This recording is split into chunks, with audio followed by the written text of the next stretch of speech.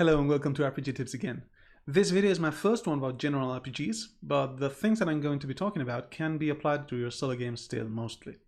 Specifically, I'm going to share with you 4 quick GMing mechanics and small tips that can give a bit of more flavor to your encounters and make your world feel more alive. And to illustrate these techniques, I'm going to use an example. Let's assume that you're preparing tomorrow's game for your players, and in the dungeon that you are actually having your players explore, you plan 2 encounters. A fight against 5 orcs, and a puzzle, a door with a riddle that you translate into the mechanics as a DC 15 Arcana check. Simple and good, right? Let's see how we can improve it. Clocks reflect a mechanic that has appeared in different forms in different games. A specific implementation of it was the skill checks of 4th edition D&D, but I'd say it's been refined in the Index Card RPG, a brilliant game, and it really shines in Blades in the Dark, a masterpiece that you should buy. Clocks are just a way of measuring progress, and it can be used for everything. The advance of the Great Plague in the country, the reputation of your party in this city, or the progress of your dwarf fighter on the axe that he's crafting for himself. Putting that in front of your players as an actual paper gives them something tangible and translates very easily the subtle inputs that a character would have about the progress of anything in the world. For our example, we could say that instead of having to overcome an Arcana check of DC 15, you draw a clock in the paper in front of your player, divided in 4 parts, and those are the number of checks that must be overcome to solve the riddle.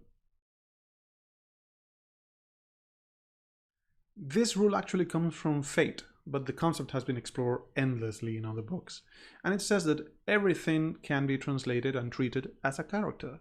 What does that mean? In a D&D context, that we can use the skills, AC, attacks, HP and saving throw mechanics to simulate more things than just combat.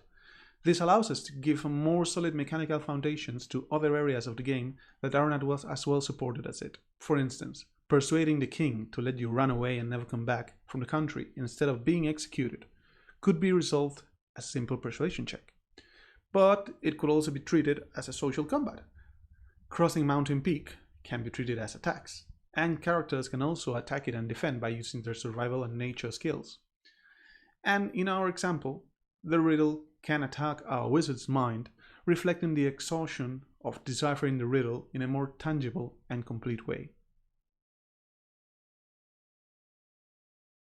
Combats in which the final objective of your party is not to kill every enemy, and in which the conditions change over time, are generally more interesting than those in which those things don't happen.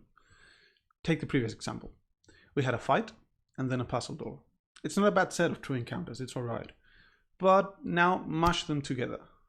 We have someone making Arcana checks with a clock measuring its progress, being exhausted because understanding an arcane riddle in the middle of a combat is hard, and their partners are actually protecting him from savage orcs while he deciphers the door. But again, we can also make the orcs smarter.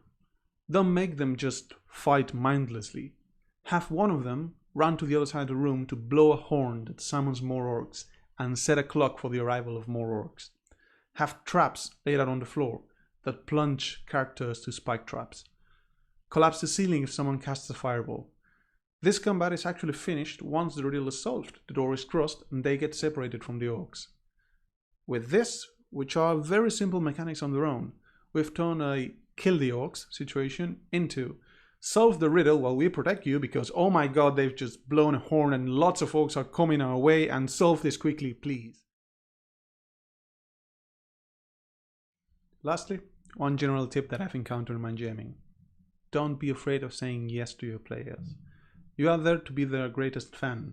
Reward their inventive, because those are the moments they are going to relive when years go by.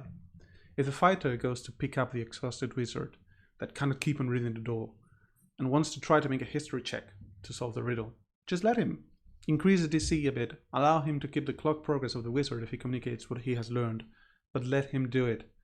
The image of them crossing the door carrying the wizard is much more powerful than the image of them waiting for the wizard to recover to solve the riddle. A player I have in one of my games wanted to use chains as weapons instead of short swords.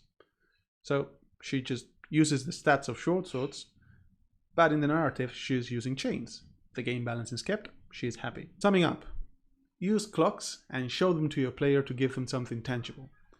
Everything can be treated as a character. Make the combats feel alive. Not every combat objective has to be kill everyone.